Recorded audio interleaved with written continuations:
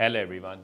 ये वीडियो बड़ी इम्पॉर्टेंट है और थोड़ा सा दिल बड़ा करके सुनने वाली चीज़ है ये कि अब आगे क्या किया जाए। बहुत सारे लोग ये सवाल पूछ रहे हैं कि मैं क्या पढ़ूं, क्योंकि उनको ये लगता है और ऐसा है भी कि न्यू साउथ वेल्स गवर्नमेंट ने जो लिस्टें दी हैं ना भाई, ये ठीक नहीं है। या विक्टोरिया ने या तस्मानिया ने या साउथ ऑस्ट्रेलिया ने कंडीशंस लगा दी। अच्छा, इसके अंदर जो है इस सवाल को एड्रेस करने के लिए हम इसको फैक्टर्स में डिवाइड करते हैं। अब फैक्टर्स हैं क्या?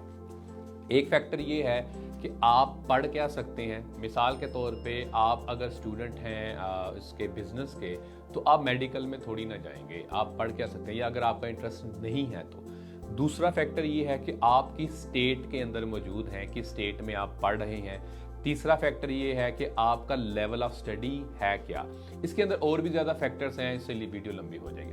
अब इसमें ये है कि आप सबसे पहले पढ़ें क्या। देखें, सबसे पहले वो पढ़ें जो पढ़ने से आपकी स्किल डेवलप होती है। आप किसी भी स्टेट के अंदर रह रहे हैं और जिसके अंदर आप जॉब में स्किल डेवलप कर सकते हैं, जॉब पे जा सकते हैं। बहुत सारे लोग मैंने देखे हैं वो ये करते हैं कि जो वो पढ़ रहे हैं वो काम नहीं करते। काम बस सिर्फ ये है कि पढ़ाई को सपोर्ट किया जा रहा है, उस काम को वो करते नहीं, स्किल को डेवलप करते नहीं।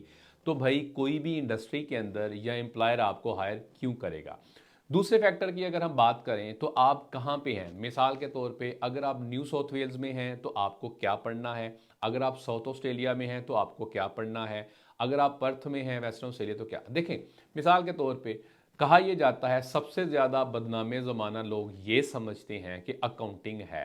ठीक है जी, आपकी बात मान ली, लेकिन अगर आप हैं वेस्टर्न ऑस्ट्रेलिया में तो वेस्टर्न ऑस्ट्रेलिया की तो लिस्ट में मौजूद है और बड़ी रिलैक्स्ड कंडीशंस के साथ मौजूद है।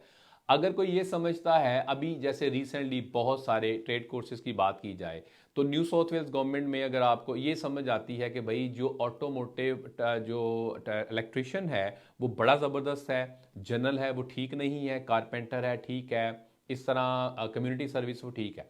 देखें, आपने ये भी देखना है आप किस स्टेट में रह रहे हैं, और आप अगर उस स्टेट के ग्रेजुएट हो जाते हैं तो इससे कोई बहुत ज़्यादा फिर फ़र्क नहीं पड़ता कि आपने क्या पढ़ा हुआ है। मिसाल के तौर पे अगर आप साउथ ऑस्ट्रेलिया में हैं, अगर आप तस्मानिया में हैं तो आप ग्रेजुएट लिस्ट में आ सकते हैं, आप वेस्टर्न ऑस्ट्रेलिया में तो ग्रेजुएट लिस्ट में आ सकते हैं। लेवल ऑफ स्टडी को अगर देखें तो आप क्वींसलैंड में आप अगर हों, मास्टर्स में हैं तो आपको और तरह से ट्रीट किया जाएगा, बैचलर्स में है तो और तरह से किया जाएगा।